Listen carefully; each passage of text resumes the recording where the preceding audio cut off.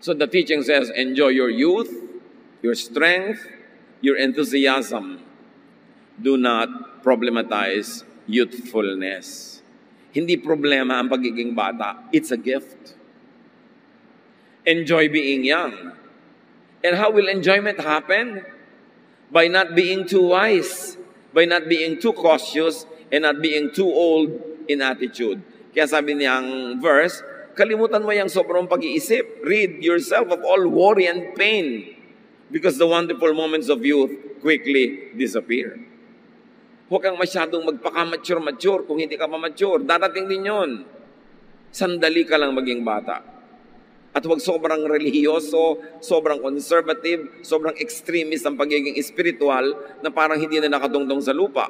Ecclesiastes 7:16, do not be over-righteous, neither be over-wise. Why destroy yourself? Can you imagine this wisdom in Scripture that we seldom encounter? Halos sa ikubli ng mga conservative sa mga mananampalataya yan. Sabi ni Solomon, huwag kang masyadong banal. Huwag kang masyadong matalino. Hindi ka mag-e-enjoy sa buhay. Sisirain mo ang iyong sarili. Pag extremist ka, perfectionist, legalistic, hindi ka mag-e-enjoy at walang mag-e-enjoy na kasama ka.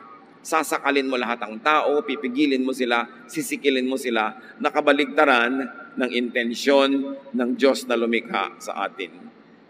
So do not be extremely religious or spiritual. In fact, anything extreme is bad. Kahit extreme na kabaitan, extreme na kabutihan, mga extreme, wala nang balance. Ecclesiastes 7:18, whoever fears God will avoid all extremes. Hindi virtue, hindi katangian na maging extremely conservative. Ano ba yung conservative? Ano ba yung mahilig halimbawa sa classical music? Yung classical music ngayon, pop music yun 100 years ago. So kung conservative ka, ayaw mo nung modern, pero yung niyayakap mong conservative idea, nung isinilang yun nung unang panahon, modern din yun nun.